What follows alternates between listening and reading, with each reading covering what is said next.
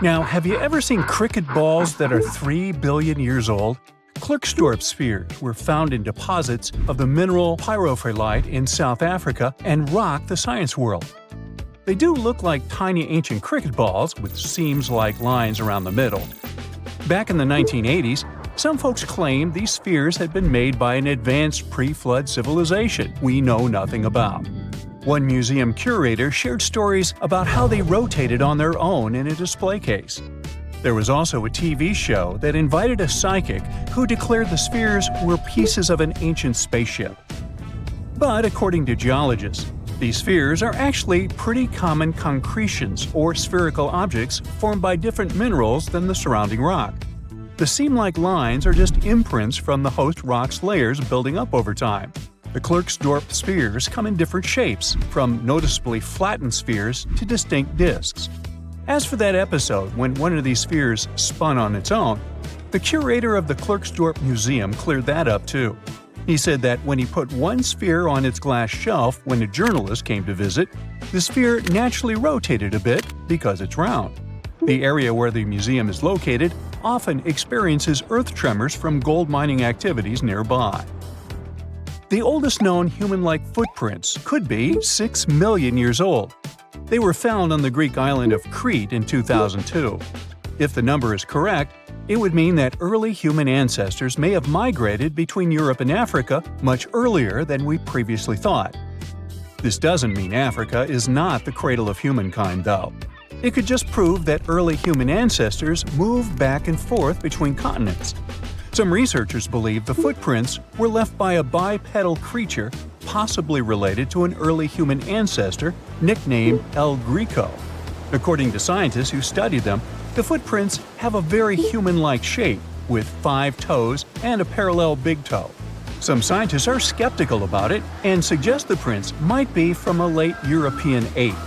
The new study analyzed fossilized marine microorganisms found in the sedimentary rocks to determine the footprint's age and prove it's actually 6 million years. The next amazing find that keeps scientists entertained is the Dorchester plot. It's a beautifully crafted metal vessel with some fancy geometric designs embossed in shiny silver. The pot was discovered in, who could have thought, Dorchester in 1852 under quite unusual circumstances. During a powerful blast, the pot broke into 2 pieces. Scientists believe it was originally embedded within a rock or boulder known as pudding stone. The rock from which the Dorchester pot emerged is dated to be around 500 million years old. So it could mean the pot itself is also that old. The current and less exciting theory suggests that the Dorchester pot is a Victorian-era candlestick holder. Such things were really trending back then, so it's not a surprise to find such fancy household item from that time. The Dorchester pot falls into the category of ooparts, or out-of-place artifacts. Those are objects that seem too advanced for the time period they're supposedly from. If we accept that the pot is 500 million years old, then whoever made it was way ahead of their times in terms of crafts and tech. One extra mystery is that the pot has an engraving of a plant that most likely disappeared from Earth over 100,000 years ago. Sounds like good proof the pot is really extra old. Now, it looks like the oldest map in Europe is a stone from 4,000 years ago. This Bronze Age slab was found in France in the year 1900 at an ancient burial ground. The carvings on the slab show in 3 dimensions the River Odey network with a fantastic accuracy of around 80% over an 18-mile stretch. There are other stone-carved maps around the world, but this one is unique because it shows a specific area to scale. Looks like the slab's carvings don't just map rivers and hills, but also settlements, barrow sites, and field systems. Archaeologists say the slab wasn't used for navigation, but rather to symbolize power. The detailed markings on the slab might have served to illustrate the domain of a local ruler, possibly a prince or king, to show their control over the territory. When the ruler lost power, the slab was likely repurposed as part of a burial vault. The unique artifact was stored in the cellar of a museum. For decades, no one even noticed until several scholars read older reports about the slab and decided to check it out. They conducted a detailed analysis using 3D techniques. Their research proved that the creators of the slab had not only etched lines into the rock, but also modified its surface to reflect the topography of the landscape with high accuracy. The Salsburg cube, also known as the wolf's egg iron, was discovered in the late 19th century in Austria. Now, don't let the name mislead you. It doesn't look like a cube at all. It's more like a rounded object with two flat sides. Down the middle, there's a groove, and the surface is covered with pits and craters. This unique appearance is the reason why many people think it might be something out of this world. Workers accidentally found this artifact when they blew apart a piece of coal. The coal seam it came from is thought to be over 60 million years old. The Salzburg cube moved between museums, mysteriously vanished in the early 20th century, and then showed up again. A professor from Bonn University suggested it might be from a meteor, but they found no evidence of elements that you'd normally see in meteorites, like cobalt or nickel. Then researchers thought it must be a human-made object, possibly a Victorian-era candlestick holder. No one knows the true story of the cube or its current location. Yep, it disappeared again. Have you heard about the Meister print? It's a fossilized sandal print discovered in 1968, and it has sparked a lot of intrigue. There's a trilobite inside the print, which supposedly went extinct around 500 million years before humans even existed. But many historians think this age is an exaggeration. When Meister found the fossil, it was authenticated. But the scientist who did it didn't confirm it was a human sandal print. He only agreed there was a trilobite there. When another scientist visited the site, he found a 6-inch impression he believed was from a child's moccasin. But the footwear seemed to be new. So, could it be evidence of time travel? Proof that humans existed millions of years earlier than we thought? Or a sign that someone else visited early Earth? Or is it just a rock formation that looks like a sandal print? We still don't have the answers. Back in June 1936, a couple was walking along Red Creek in London, Texas. London, Texas? Yeah, when they stumbled upon something unusual. It was a piece of wood sticking out of what seemed to be an ancient rock formation. About 10 years later, their curious son decided to crack open the rock to see what was inside. And he saw a hammer, which looked surprisingly modern. Then, one unique finds enthusiast decided that the rock encasing the hammer was from the Cretaceous period. This would mean that someone dropped a 19th century hammer while dinosaurs like Triceratops were still roaming the earth. So, if this hammer was truly from the Cretaceous period, then the whole evolutionary theory would be wrong. And if the hammer was modern, it would mean the Cretaceous rock formation it came from was much younger than we thought. But the real answer was much simpler. The hammer was indeed modern, and geological processes had encased it in rock. Minerals can harden around an object in a relatively short time. So the hammer was probably dropped by a miner a century or so ago, and the rock formed around it afterwards. And no, it wasn't a Victorian-era candlestick holder either. What is a boat doing in the middle of a desert? You would expect to find a seagoing vessel closer to shore. This is the question archaeologists have been asking for decades. In 1988, there was a storm near one of the most important archaeological sites in ancient Egypt. A wooden structure emerged from the sand. It was hollowed out by termites. Scientists were determined to solve its mystery. In 2000, they began excavating the site near Abydos, Ubidos. An American team of experts soon discovered a boat that was 70 feet long, and it wasn't alone. In total, there were 14 boats neatly resting next to each other. It was impossible to completely dig out the boats because of their poor condition. Luckily, the wood was preserved enough to get a sample. Analyses revealed that the boats were around 5,000 years old, the oldest fleet in human history to this date. The time of their construction predates the pyramids at Giza by half a millennium. Each ship of the fleet rested in a vault that matched its dimensions. The room was roughly a third of the size of a tennis court. It had mud brick walls that featured more than 120 drawings of boats. Ancient Egyptians incised them on whitewashed walls that were excellently preserved. Scientists have known about these mysterious chambers for well over a century. 1901, 1902. A British archaeologist, Arthur Weigel, stumbled upon a strange structure west of the River Nile. His team caught a glimpse of the interior walls. Sadly, a section of the roof collapsed, so they had to call off further exploration. Researchers abandoned the site, but its location remained on the maps. The boat's position first led scientists to think that they rested on a bank of the mighty Nile. But there was a problem with this theory. Today, the river flows almost 7 miles west of Abydos.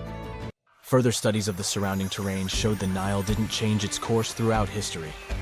Also, if the boats floated near a dock, they would be in unstable positions. The 14 vessels at Abydos were perfectly parallel to each other. There was only one conclusion possible. Someone had deliberately placed them like that. They must have gone through a lot of effort. Each boat had enough room for up to 30 rowers. These vessels could really float. They weren't models, but scholars still don't know if they actually sailed any body of water in ancient Egypt. This doesn't diminish the importance of the find. Previously, archaeologists found only small-scale models. In King Tut's tomb alone, there were 35 boat models.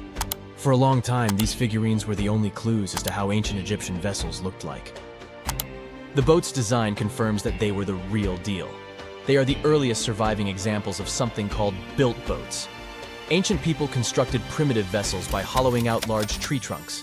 The alternative was reed that was tied together to form a raft. The boats at Abydos had planks tied together. This was a major breakthrough in shipbuilding. During their lifetime, the boats must have seemed impressive. Timber was a valuable commodity at the time. There was no wood in the desert. Cedar had to be imported from Lebanon. The only person who could afford such luxury was the pharaoh. Studying the area around the ancient fleet provided more answers. Scientists discovered a mud brick structure where Egyptians worshipped the pharaoh. Its approximate date of construction matches that of the wooden boats. The same bricks out of which this building was made were used to encase the fleet. At the time of their construction, the rooms they were stored in had a ceiling. That's the section that archaeologists stumbled upon in the early 20th century. Just like mummies and coffins, these marvelous ships rested inside splendid vaults. The exterior of these rooms was also impressive. The outer walls originally had a plaster of white limestone. It reflected sunlight. In the desert sun, the structure housing the boats must have shone from miles away. Ancient Egyptian builders used the same technique to cover the pyramids 500 years later. Today, their surface looks jagged, but it wasn't always like this. When they were constructed, the pyramids had a top layer of fine white limestone. Their surface was smooth and it gleamed in the sunlight. Instead of stairs, the outer layer of the pyramids was more of a sleek ramp. Archaeologists were left with one final question. Which pharaoh owned the fleet? The answer lay just a mile from the site. This is where the tomb of a pharaoh from the 5th dynasty rested, King Senwosret III. Its time and style of construction matched the ones of the chambers with boats. The very end of his rule might explain how the boats ended up in the middle of the desert. The pharaoh probably passed away in northern Egypt. Then his body was transported down the Nile to Abydos in a marvelous procession of decorated boats. The vessels were later lowered to chambers near the final resting place of their owner. This had a symbolic meaning. In the ancient Egyptians' belief system, ships played a key role. Their supreme deity was Ra. He traveled through the sky during the day in the form of the sun. At nighttime, he sailed through the netherworld in a solar boat. The pharaoh identified himself with Ra. That's why he needed boats in the afterlife. That was the only way to regenerate himself. Just as the sun rises every day above the horizon. This belief existed for thousands of years. The more famous Pharaoh Khufu also had a ship. Scientists found it in 1954 next to his pyramid at Giza. It is some 4 centuries younger than the fleet at Abydos, but Khufu's ship was almost 2 times longer. The Great Pyramid of Giza and King Tut's tomb are some of the most famous archaeological finds in Egypt. But there are many more secrets hiding beneath the endless sands of the Sahara Desert. Recently, 2020, archaeologists found a lost city there. They have labeled it as the most important discovery since King Tut's tomb, 1922. The city of Aten is some 3,000 years old. Historians hope it will give them a unique insight into the everyday life of ancient Egyptians. The famous archaeologist and Egyptologist Zahi Hawass proclaimed the site a lost golden city. Aten sits some 300 miles south of Egypt's capital, Cairo. It is close to the famous Valley of the Kings. Archaeologists first found sections of mud brick walls that spread out in all directions. They discovered complete rooms with tools of everyday life inside. The research team unearthed a bakery, a residential neighborhood, and an administrative district.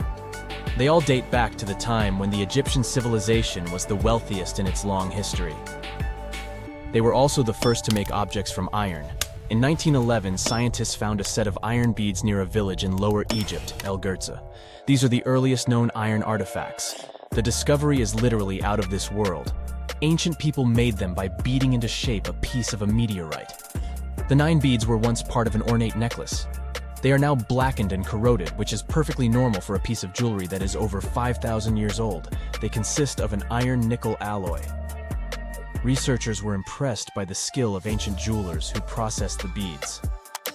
Their craftsmanship is more impressive when you think that they didn't know the stellar origins of the material. The Great Pyramid of Giza also has a remarkable feature. An international research group investigated the electromagnetic response of the structure to radio waves. They found that the pyramid has the ability to concentrate electromagnetic energy inside it. This occurred inside its chambers as well as under the pyramid's base. It contains an underground, unfinished chamber. It seems that the electromagnetic response is connected with the properties of limestone, the Great Pyramid's main building material. The research results might have a practical application. The way solar cells and nanosensors function could be improved by this remarkable find. Most people know that pyramids were built as grand tombs for the pharaohs, designed to ensure they had a smooth journey to the afterlife. The Great Pyramid of Giza, for instance, was constructed for the pharaoh Khufu. But what most people don't know is that this whole pyramid building trend started right here with the step pyramid of Djoser about 4,700 years ago. This massive structure was built for Pharaoh Djoser, a ruler from Egypt's 3rd dynasty. It rises 7 layers high above the ground and stands about 200 feet tall. We think of it today as a phenomenal architectural project. But for ancient Egyptians, the step pyramid of Djoser turned out to be more like a massive experiment, a trial run, if you will, to perfect their building skills before they moved on to even more ambitious pyramids. Reaching new heights is super exciting, but the real mystery is what is going on below the ground. In this pyramid's underground labyrinth, there is a network of tunnels stretching about 3.5 miles long. And some researchers believe these tunnels might have been part of a sophisticated water system that could completely change what we think about pyramid construction. Let's talk about this massive complex located in Saqqara. Surrounding the pyramid, there's what's known as a dry moat, a continuous trench that is up to 164 feet wide and almost 2 miles long. It forms a sort of rectangular shape around the pyramid. This trench has an average depth of about 65 feet.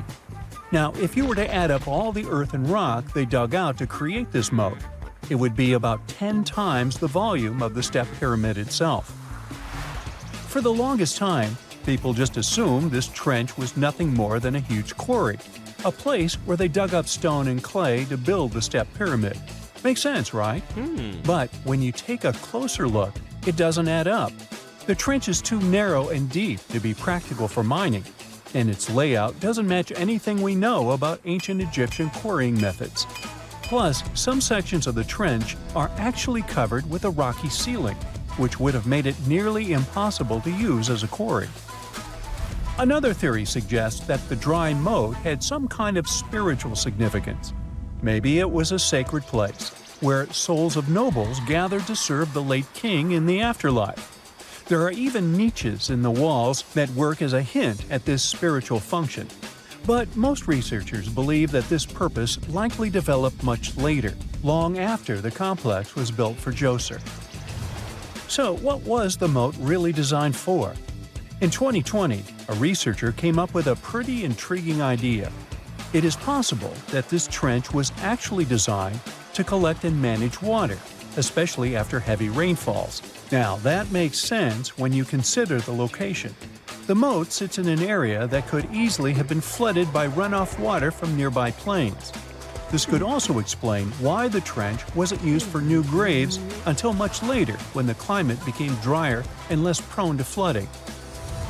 The story becomes even more intriguing as this trench appears to be part of a larger, more complex hydraulic system within the Djoser complex. It is like the trench has several compartments, carefully carved out of the rock and connected by tunnels. These compartments likely served as a part of a water treatment system, where water would flow from one compartment to the next, getting cleaner as it moved along. Now, here is where things start to tie into the pyramid itself.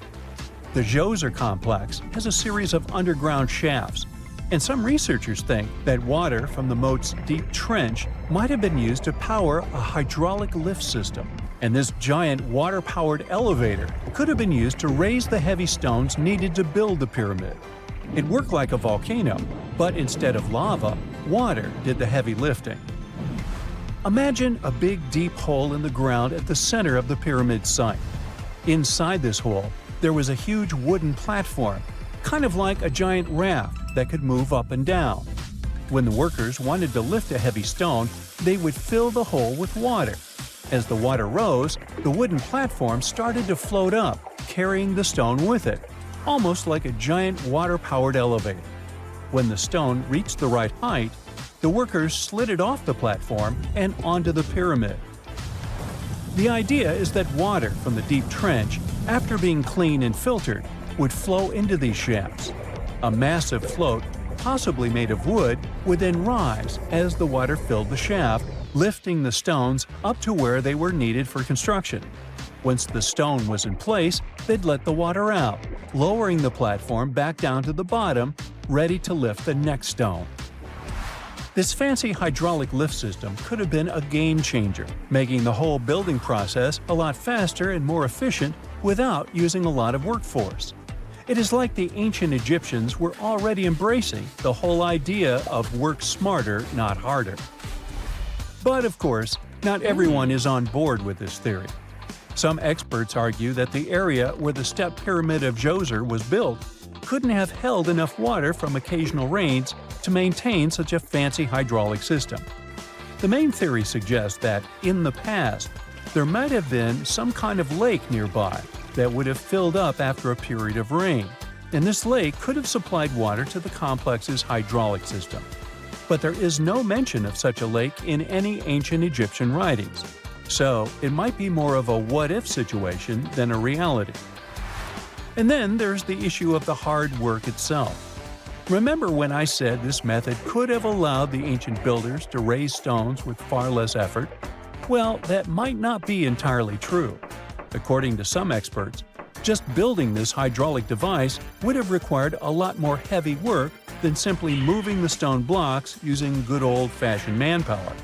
And let's not forget, the step pyramid of Djoser is like a baby pyramid compared to those that came later. The stones used for Djoser's pyramid weighed, on average, about 660 pounds each, which is nothing compared to the more than 2.5-ton blocks used later for the pyramid of Chephren. If this cool water lift theory gets completely ruled out, we still need to explain how this pyramid was built in the first place. To answer that, we need to rewind a bit and talk about the original plans. See, before Djoser's tomb became a pyramid, the idea was to construct a simple mastaba. This type of tomb was pretty common in earlier periods, a flat-roofed, rectangular structure with sloping sides. But after the original mastaba was finished, they decided to expand it a bit by adding more layers on top. And then they added even more layers, until the construction reached 6 distinctive steps, each one smaller than the previous. And they probably did all this by raising those heavy stones using ramps, not a water-powered elevator. There is still so much we don't know about the step pyramid of Djoser. More research is definitely needed to fully understand how this system worked, or if it even existed at all. But the idea of using water to help build the pyramid adds a whole new layer to our understanding of ancient Egyptian engineering. It's a powerful reminder of just how clever and resourceful those builders were, using the natural landscape and the power of water to create one of the most iconic monuments in history. No matter what happens, don't stop! We almost got it! Two treasure seekers are digging frozen ground in a cornfield at night. It's raining hard, lightning is flashing, but these two guys keep working. And now the shovel hits something solid. No way! A treasure chest! They start digging faster and find a piece of a ship's engine. What the? Far from the seas and lakes, somewhere under the fields of Kansas City, they found a giant sunken ship. How is this possible? Now you'll see. Some people spend their lives searching for shipwrecks with treasures underground. One of them is explorer David Hawley. He's been looking for such ships far from the seas, rivers, and oceans for many years. He does this because he likes the feeling of adventure. The holds of these ships may contain chests of gold, antiques, and artifacts. And you can get a lot of money for them. David says you don't have to go into the ocean to find a sunken ship. They may be lying in your backyard. But why do ships end up buried underground among fields, farms, and plains? Let's find out using the example of steamboat Great White Arabia. According to old records, the newspaper clippings, this ship had been carrying about 200 tons of treasure before it sank in 1856. Many rumors and local legends said the ship was lying underground a few miles northeast of Kansas City. It was there because people deliberately altered the riverbed and channels of the Missouri River in the second half of the 19th century. They artificially brought the shores closer to each other. They narrowed the river to increase the flow's speed, so boats could sail much faster. In the 19th century, steamboats were the most popular means of transporting passengers and goods. Before railroads, they extended the western border across the Mississippi and Missouri rivers and brought supplies to people. That's why it was so important to increase the speed of their movement. So, on September 5, 1856, Arabia was sailing along such an estuary. It came across a snag sticking out of the water. A piece of log quickly flooded the ship. Fortunately, all passengers were evacuated. But the steamer and its precious cargo reached the silt bottom of the Missouri River in a few minutes. Several years had passed. Everyone forgot about the vessel. During this time, the course of the Missouri River had changed. But Arabia remained under the wet, muddy bottom. The soil level above it was getting higher, and the ground was losing moisture. Eventually, many decades later, a cornfield formed above the sunken ship. In the 1980s, one farmer owned this area, and he had no idea what was hidden in his territory. David Hawley carefully studied the history of the sunken ships of the USA. He knew that hundreds of steamers had gone underwater all over Missouri, but most of all, he was interested in Arabia, as there were rumors that it was filled with gold and other valuable things. The territory of cornfields in Kansas was vast, but David Hawley knew how to search properly. In 1987, he started working. First, together with his brother and father, they collected all the clippings from old newspapers they could find. They were looking not only for information about the steamer, but also for maps of the Missouri River. They tracked its historical changes, checked the dates, and identified a large area where the steamer sank. Next, they used electromagnetic testing and other geological stuff to study the soil and find the right place. They searched for differences in ground moisture and density. Then, they went through the territory with powerful metal detectors. And so, by the fall of 1988, they had determined the location of the steamer. Arabia was the size of a football field. This gigantic vessel lay 45 feet underground, 4 stories down. But before they started excavating, they had to ask the owner of the cornfield for permission. For the farmer, this news was a big surprise. He agreed, on the condition that the excavations would be completed by spring so that he could sow a new crop. Digging a giant ship in winter is much more difficult and expensive than at other times. It includes additional equipment, electricity, and heating costs. The team worked day and night. They financed the excavations out of their own pocket. Each invested more than $10,000 and took out a bank loan. Finally, they noticed the first details of the ship. The shovels hit the huge engine boilers and the deck. The goal had been achieved. Most of the cargo lying inside the sunken ships is covered with rust, shells, mud, and is badly damaged. The contents of Arabia were in excellent condition, considering that the ship had sunk 130 years prior. Unfortunately, they didn't find the chests of gold. Still, they got several tons of other valuable cargo, household items of people who lived in the middle of the 19th century. It was a time capsule.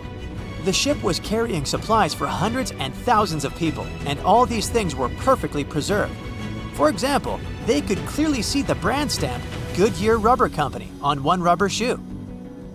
The longer the excavations continued, the more things David and his team found. In the barrels, they found plates from the 19th century. They were intact and usable.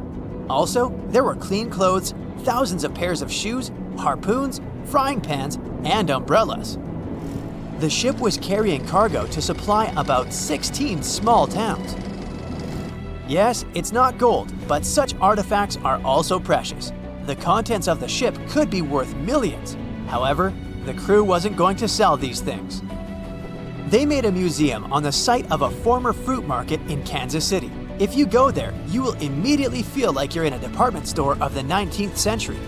There are thousands of items in good condition. Even the matches here are dry enough to light up.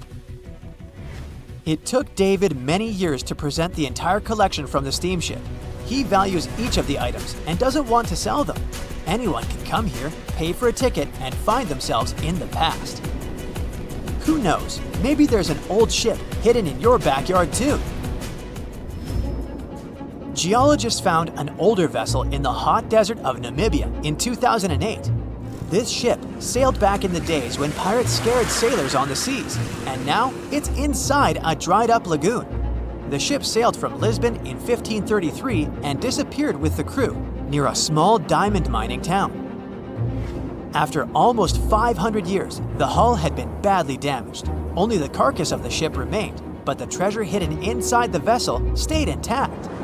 They carefully studied the boat for a long time, trying not to ruin anything. And then, 5 days later, they found a big old chest in the hold. Carefully opening it, they found gold coins there. Thus, the cost of the ship was estimated at about $10 million. The exact cause of the shipwreck is unknown, but experts believe the ship was destroyed by heavy cargo and bad weather. It went to the bottom of a lagoon that later became a desert. Some find an airplane in their backyard, others discover a ship, and one man found a passage to an ancient secret city in his house. This happened in Turkey in 1963. The owners of the building decided to make repairs. He went to his basement and knocked down the wall to turn this place into a living room. And so, behind one wall, he found a tunnel leading underground. The man thought it was some kind of a secret chamber. He went down there and realized it was something much more than that. It was an ancient city 18 floors deep. People built it in the years 780 to 1180 as a refuge from weather disasters and the invasion of enemies. This place also includes many underground tunnels that stretch for several miles in different directions.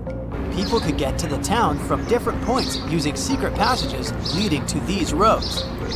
The city can accommodate about 20,000 residents, livestock, and tons of food supplies. Archaeologists have also found a chapel, schools, stables, and public kitchens there. Imagine you were chosen to answer one of history's most important questions. What was the first civilization on Earth? The job description is simple, yet the task is extremely challenging. You need to unearth the proof of the world's first official civilization. Was it the Sumerians in Old Mesopotamia? Or was it the ancient Egyptians spread out along the Nile River? Not to make you nervous or anything, but history is quite literally in your hands. Good luck! Since you can't turn back the clock and visit Old Mesopotamia to get the answers to your questions, you'll need to research museum databases in order to get some clues. First things first, we need a definition of what is considered a civilization. It's not just thousands of people grouped together and living harmoniously. There are some key elements that together make a group of people a civilization. Like, for example, the domain of urbanism, aka city building, irrigation systems, and writing. You decide to begin your search by diving deep into the history of the Sumerians, which today hold the position of the world's first civilization. Now, imagine being the first of your kind. This means having no external examples. Rather, it means starting from scratch. First thing you'll need? A piece of land. And since there were no active water companies in the world at that time, you'll need a piece of land with easy access to water. So, the Sumerians settled between two major rivers, known as the Euphrates and the Tigris in southern Mesopotamia around 5000 BCE. Fun fact, Mesopotamia translates to the land between two rivers. On a modern-day map, it's more or less where Iraq is situated today. Together with land, a civilization needs ways to get food. The Sumer civilization had to face a dry and hot climate, but they managed to make agriculture thrive in the region. By diverting river waters and creating reservoirs and dams, the Sumerians allowed for a series of settlements to emerge across Mesopotamian plains. The famous city of Babylon was one of them. You know, the city that supposedly had those hanging gardens? I say supposedly because no definitive proof of the real existence of this monument has ever been found. However, it was considered one of the 7 wonders of the ancient world, and cited as a remarkable feat of engineering in an ancient book published around 290 BCE. Although no record was found of the Gardens of Babylon, the Sumerians were recognized as extremely skilled builders. Their cities were filled with mud brick constructions, and the most impressive ones were known as ziggurats, stepped pyramids that were built for spiritual purposes. The Sumerians built a trade network to supplement scarce resources and started to exchange goods with civilizations rising nearby, like Anatolia and Egypt. The beginning of trade was what drove the Sumerians to develop what is believed to be the world's first writing system. It began as a simple system, likely dating back to 3400 BCE. In this system, each syllable was represented with a drawing. Later, it gradually evolved into a fully formed cursive writing system. Don't believe me? Take a look at this piece from the Babylonian times. This huge basalt plaque is called the Hammurabi Code. It's known to be humanity's first collection of written laws. As far as the story goes, it was carved in volcanic stone around year 1760 BCE. Look at the precision of these carvings. It's quite astonishing. But the content is also surprising, since these 282 rules vary from commercial regulations to strict laws of justice. The thing is, historians don't have a consensus on whether the Sumerians were really the first ones to invent writing. Some think it might have been old Egyptians. Let's pause here. Ancient Egyptian settlements are believed to have started around the year 5500 BCE, which is earlier than the Sumer civilization. But remember I said a civilization needed a few things before it was considered as such. Ancient Egypt consisted of several smaller city-states, such as Memphis, Abydos, and Thebes, spreading out along the Nile River. It wasn't until 3000 BCE that Egypt was unified under one kingdom and lasted as an empire until nearly 1000 BCE. Although there is no consensus on this, some Egypt experts believed that it could have been Sumerian immigrants that founded early Egyptian settlements. The proof could be the presence of cylinder seals made of hard stone, something that was widely used in Sumer. These seals were used to guarantee authenticity in legal transactions, but it's hard to say whether this method was introduced by Sumerian immigrants or simply by trade. Since the time period is not one of the criteria we can use to determine who came first, we'll have to turn to something else. But what? Like the Sumerians, the Egyptians were also highly skilled builders. Duh, they built the famous Giza pyramids and many others all over their territory. In order to enhance their building techniques, they delved into developing a more profound understanding of mathematics. They developed a new form of measurement called the cubit, which was the equivalent of an arm's length. The Great Pyramid, for instance, is 440 cubits per 440 cubits. They were also innovative astronomers, combining their mathematical skills with attentive astronomical observation. They were the first civilization to use a 24-hour division of the day. And they even created a solar calendar, which was the first dating system in history to feature 365 days in one year. Okay, it's undeniable how impressive they were. But some experts say that the dispute has to be settled through the comparison of their writing systems. Hieroglyphic writing, the first Egyptian style of writing, is said to date back to 3000 BCE. It was a composition of over 700 symbols, which were carved in stone. For a long time, researchers believed that the Sumerian writing had come before Egyptian, but in a recent discovery made by Yale researchers claims otherwise. Archaeologists have discovered a panel of 4 signs that are believed to have been written around 3250 BCE. Oh, and they've also found another rock drawing depicting a pregnant elephant that can date back to 4000 BCE. Now, there's also a third possibility that fewer people seem to mention: the Indus Valley Civilization, also known as Ancient India, located around the area of modern-day Pakistan and India.